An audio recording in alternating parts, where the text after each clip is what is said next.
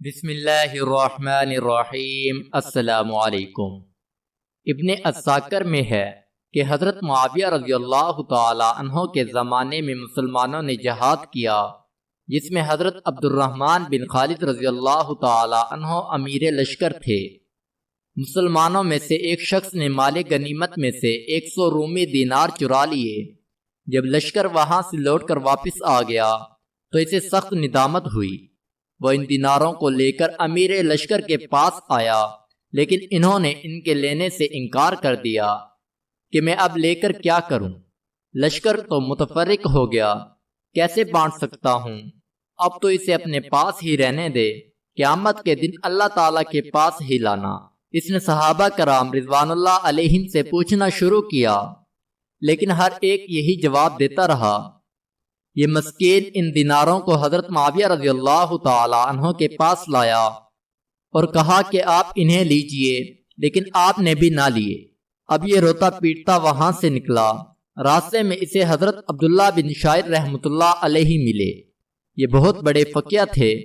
انہوں نے پوچھا، کیوں رو رہے ہو؟ اس شخص نے اپنا تمام واقعہ بیان کیا۔ آپ نے فرمایا، جو میں کہوں گا وہ کرو گے؟ اس نے کہا، یقیناً۔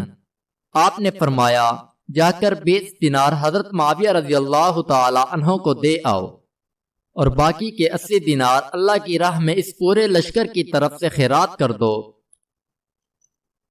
اللہ تعالیٰ ان سب کے نام اور مکان جانتا ہے، اور وہ اپنے بندوں کی توبہ قبول کرتا ہے۔ اس شخص نے یہی کیا۔ حضرت معاویہ رضی اللہ تعالی عنہ کو جب یہ خبر پہنچی تو آپ نے فرمایا، واللہ مجھے اگر یہ مسئلہ سوچ جاتا اور میں اسے یہ فتویٰ دے دیتا تو مجھے اپنی ساری سلطنت اور ملکیت سے زیادہ محبوب تھا۔ اس نے نہایت اچھا فتویٰ دیا۔ ایک بار حضرت موسیٰ علیہ السلام نے کہا، اے میرے رب، آپ مجھے اپنا عدل دکھلائیں۔ اللہ نے ارشاد فرمایا، فلاں مقام پر چلے جائیں۔ آپ علیہ السلام وہاں گئے۔ انہوں نے ایک چشمہ اور ایک درخت دیکھا۔ درخت کے نیچے چپ چاپ بیٹھ گئے۔ اتنے میں ایک سوار آیا۔ اس نے چشمے کا پانی پیا اور 1000 اشرفیوں کی تھیلی بھول گیا۔ اس کے بعد ایک لڑکا آیا اور تھیلی لے کر چل دیا۔ پھر ایک اندھا آیا۔ اس نے چشمے سے وضو کیا۔ اتنے میں اس سوار کو اپنی تھیلی یاد آئی تو وہ واپس آیا اور اندھے سے اس نے تھیلی کے بارے میں پوچھا۔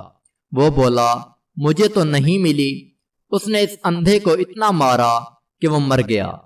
حضرت موسیٰ علیہ السلام کو اس سے بڑا تعجب ہوا تو اللہ تعالیٰ نے ان کے پاس وحی بھیجی کہ لڑکے نے اپنا حق وصول کر لیا، کیونکہ لڑکے کے والد سے اس سوار نے 1000 اشرفیاں لی تھی اور اس اندھے نے اس سوار کے باپ کو قتل کیا تھا۔ اس لیے ہر حقدار کا حق میں نے اس کے پاس پہنچا دیا۔ پیارے دوستو، مزید اس طرح کی ویڈیوز کو دیکھنے کے لیے ہمارے چینل کو سبسکرائب کر لیں۔ جزاک اللہ، شکریہ۔